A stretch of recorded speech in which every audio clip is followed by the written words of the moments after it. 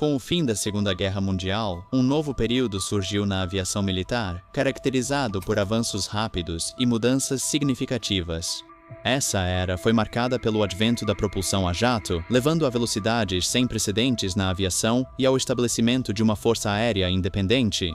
A Guerra da Coreia ressaltou a necessidade de forças terrestres e apoio aéreo aproximado, apesar das limitações do exército nesse aspecto. Com o foco da Força Aérea na tecnologia a jato, no final dos anos 1950, o exército ainda não tinha desenvolvido aeronaves de asas rotativas eficazes para apoio aéreo aproximado.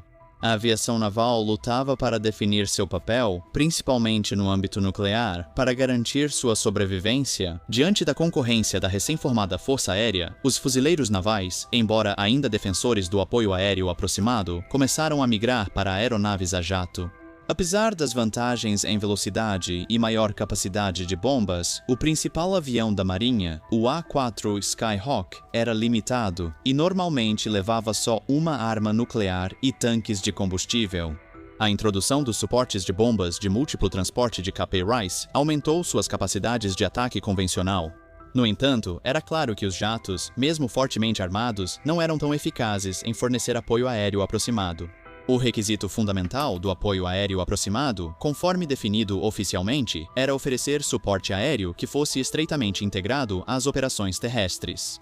Isso exigia disponibilidade imediata e precisão para identificar com exatidão as posições inimigas, a situação geral e as forças aliadas. No entanto, as características das aeronaves a jato, seu tamanho, custo, controle centralizado e principalmente sua alta velocidade as tornavam menos eficazes em funções de apoio aéreo aproximado. Sua velocidade tornava difícil localizar e atacar com precisão alvos de apoio aéreo aproximado, especialmente ao mirar em inimigos furtivos próximos às tropas aliadas, onde a discriminação precisa era crucial. A situação evidenciou a necessidade de uma abordagem diferente para lidar eficazmente com esses alvos em cenários de apoio aéreo aproximado. Essa necessidade levou à criação do OV-10A Bronco. O projeto dessa aeronave buscava reunir o que havia de mais eficaz no apoio aéreo da Segunda Guerra Mundial e integrar tecnologia moderna para operar próximo às tropas terrestres. O objetivo era criar uma aeronave que unisse a capacidade de bombardeio em mergulho de um Stuka ou SBD, a agilidade de um SNJ-86 e a velocidade e durabilidade de um Corsair. Para garantir compatibilidade com operações terrestres, a aeronave foi projetada para ser compacta, fácil de dar suporte e econômica. Ela precisava ter a capacidade de pousar e decolar em áreas próximas a um posto de comando de batalhão típico. Foi dada ênfase ao uso de munição e sistemas de comunicação terrestres para reduzir peso, tamanho e necessidades logísticas. A colocação dos armamentos próximos à linha central era crucial para a precisão. Além disso, visibilidade ideal e um assento para um observador foram considerados essenciais. O financiamento inicial deste projeto foi garantido por China Lake, condicionado ao progresso contínuo. A tentativa de criar uma aeronave militar caseira tornou-se um grande desafio ao integrar o exigente sistema da Marinha.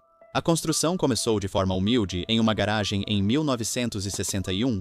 Materiais como fibra de vidro e outros compostos eram novidades na aviação, apesar de Boeing e Lockheed já pioneirarem tecnologias inovadoras nesse campo. Depois de moldar a fuselagem, a equipe precisou buscar componentes básicos como assentos, controles e acessórios. Algumas dessas peças, como os pedais do leme, vieram do ferro velho de aeronaves em China Lake, mas burocracia e regulamentos frequentemente dificultavam o progresso. Depois, o projeto foi transferido para uma grande cabana Quonset na unidade de treinamento de armas especiais em China Lake, despertando distintos níveis de interesse entre pilotos, mecânicos e equipe de armamento. A ideia inicial de uma aeronave pequena e simples, operando perto das tropas terrestres, foi bastante modificada pela burocracia. Ignoraram características essenciais, como operar em estradas com envergadura de 20 pés e bitola de 6,5 pés. O desempenho de sua curta envergadura de 30 pés foi afetado pela adição de 1.000 libras extras para o trem de pouso de campo irregular e mais 1.000 libras para eletrônicos. A aeronave, antes leve e simples, agora tinha instrumentos completos, assentos ejetáveis e 7 pontos externos para armamentos. A ideia de usar armamento terrestre foi praticamente abandonada, embora a aeronave tivesse provisão para 4 metralhadoras M60. Apesar dessas mudanças, que quase dobraram o tamanho e o peso do conceito original, o YoV-10 ainda mantinha um potencial significativo. Embora não aproveitasse totalmente a integração com operações terrestres, mantinha capacidades valiosas e únicas na faixa inferior do espectro de desempenho. As características finais incluíam distância de decolagem e pouso, tempo de espera e autonomia, velocidade máxima e alcance de translado. No final de 1963, 9 empresas haviam apresentado propostas para o projeto da aeronave. Beech Douglas, Convair, Goodyear, Helio, Hiller, Lockheed Martin e North American. Os projetos da Beech Douglas e da Lockheed apresentavam estruturas tradicionais de fuselagem única. O projeto da Goodyear era único, com asa menor e motores no topo.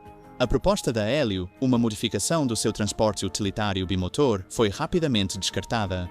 Hiller, Convair, Martin e North American propuseram projetos com 2 estabilizadores traseiros, seguindo a preferência do projetista original por um design que permitisse incluir um canhão sem recuo. A proposta da Convair se destacou, pois eles já tinham iniciado a construção do modelo.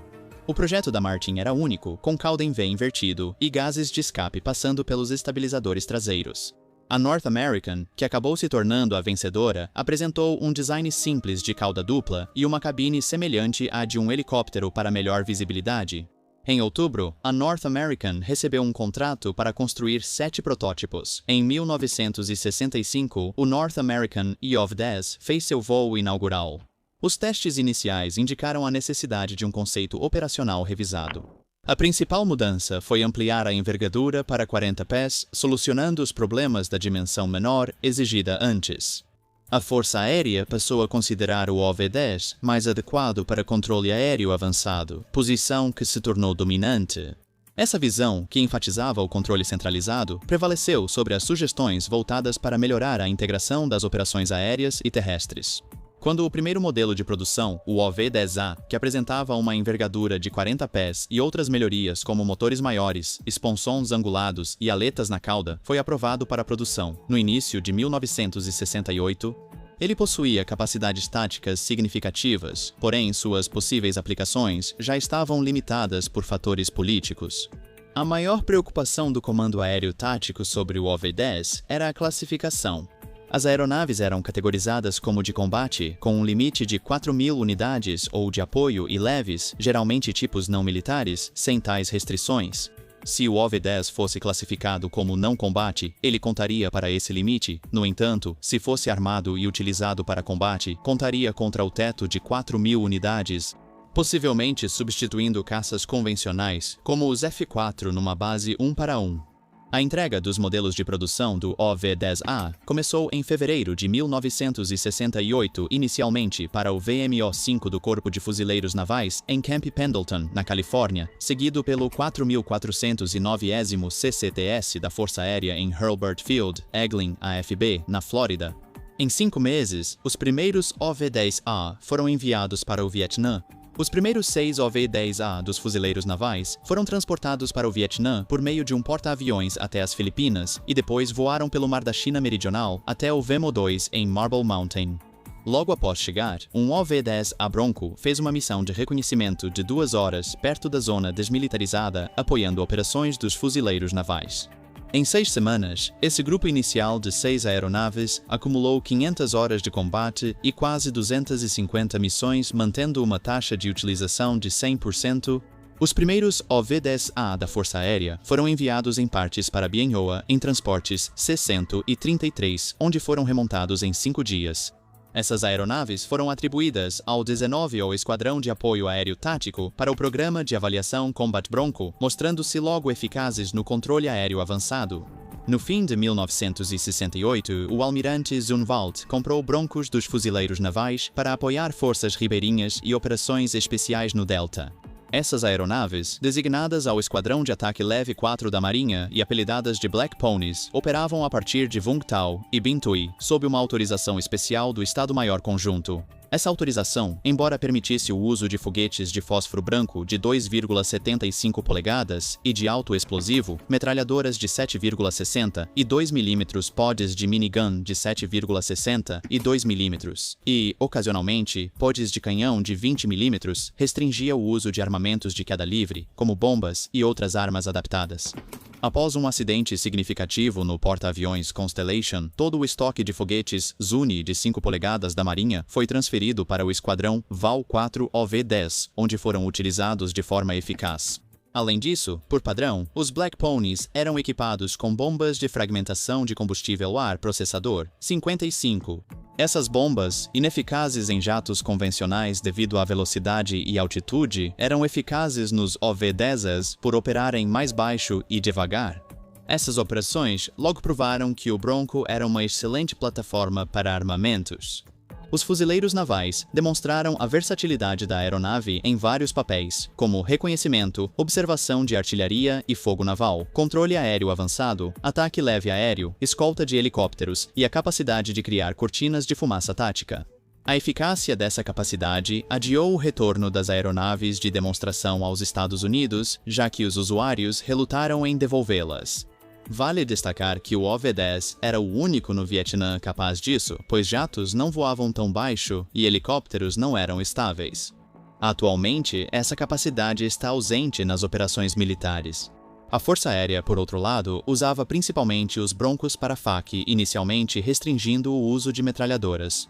Essa limitação acabou sendo retirada, mas o uso dos Broncos pela Força Aérea continuou restrito às funções de FAC.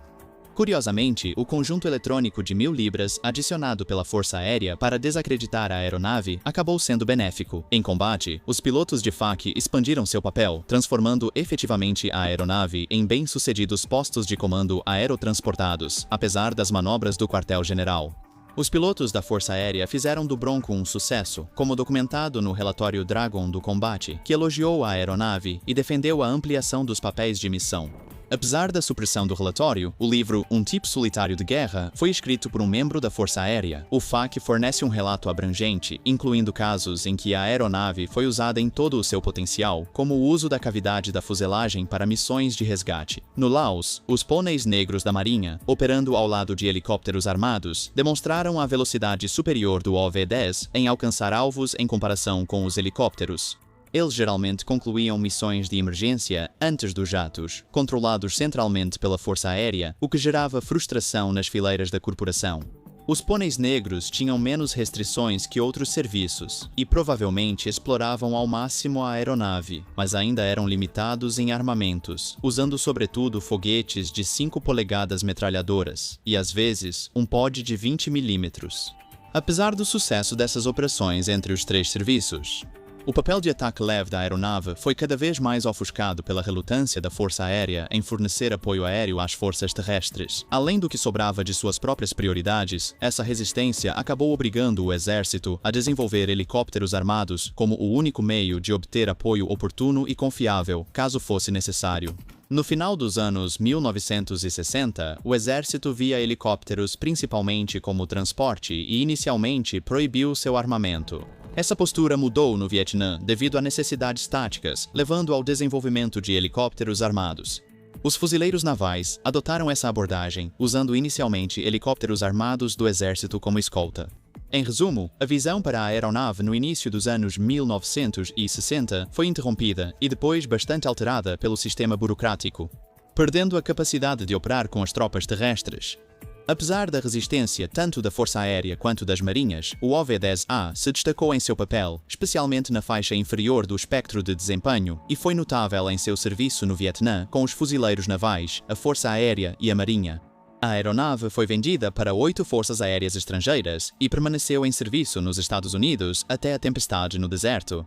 Em 2003, ela ainda permanecia em operação em países como Coreia, Filipinas, Indonésia, Venezuela e Colômbia. O OV-10 também foi usado pela NASA, pelo Departamento de Álcool, Tabaco, Armas de Fogo e Explosivos, pelo Departamento de Gestão de Terras e como observador em aviões de combate a incêndios, demonstrando sua versatilidade e sucesso, apesar da oposição da Força Aérea e da Marinha. Fica claro que, se as verdadeiras necessidades e preferências da infantaria, principais usuárias do apoio aéreo aproximado, fossem priorizadas, e se os preconceitos e influências políticas do quartel-general da Força Aérea e do Comando de Sistemas da Marinha pudessem ser contornados, nossa eficácia militar geral melhoraria significativamente. No contexto atual, é mais crucial do que nunca fornecer apoio rápido e decisivo às tropas terrestres, embora os papéis da superioridade aérea e das capacidades de ataque sejam indiscutivelmente importantes. No final das contas, muitas vezes é o soldado em terra quem cumpre a missão, e eles precisam de apoio adequado, apesar do compromisso nominal da Força Aérea com esse tipo de apoio. Na realidade, ela tem se oposto consistentemente a isso, tanto em termos de aquisição quanto na prática operacional. A abordagem deles para apoio aéreo é centralizada, dando pouca flexibilidade e confiabilidade aos comandantes em terra, principalmente quando planos precisam de aprovação prévia de oficiais superiores. Assim, o apoio aéreo aproximado raramente segue a definição oficial de integração às táticas terrestres. A estratégia operacional das aeronaves de apoio aproximado hoje envolve voar acima de 3 km de altitude, confiando em sensores eletrônicos de longo alcance para identificar alvos e em armas guiadas para precisão.